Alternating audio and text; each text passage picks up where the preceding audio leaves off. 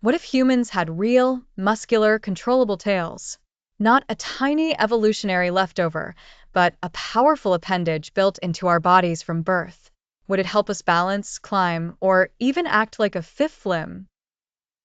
The surprising part is that human embryos already begin developing a tail-like structure before it disappears. So what would happen if evolution had allowed that tail to remain? For a tail to be truly functional, it couldn't simply be attached to the human body. It would need muscles, nerves, blood vessels, skeletal support, and connections to the nervous system. Its exact function would depend on how evolution shaped it. Look at other vertebrates, and you'll find tails doing very different jobs. Some help animals balance. Others assist movement, communication, defense, or energy storage. So a human tail wouldn't automatically become a fifth hand. But suppose ours evolved to be strong and highly mobile. It could potentially help control body position during movement, especially during activities involving balance, climbing, or rapid changes in direction. That could change the way humans move. Our posture, gait, and even the forces acting on the spine and pelvis could be different. If the tail became highly flexible, it might also provide additional stabilization during movement. But there would be a cost. A functional tail would require additional tissue, energy, nerves, and brain resources. The body would need to develop and maintain this additional anatomical structure.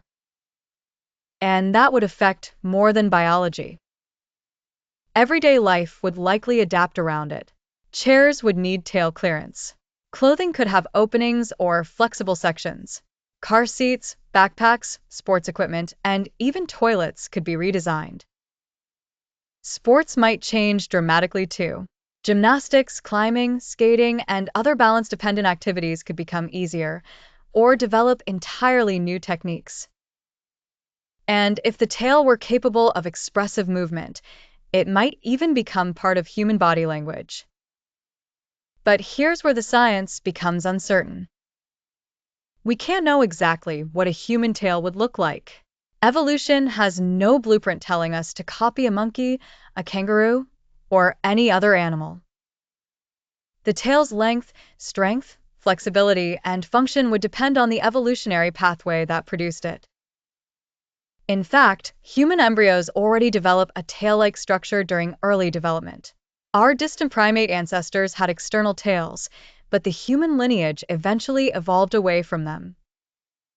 That doesn't mean we could simply switch one gene back on and grow a fully functional tail. Tail development involves many coordinated biological processes. So if humans had tails, the biggest change wouldn't be the tail itself. It would be everything that evolved around it. Our skeleton, muscles, nervous system, movement, technology, clothing, sports, and even culture could all be different. And that raises the strangest question of all. If evolution had kept our tails, what other parts of the human body might have evolved differently too?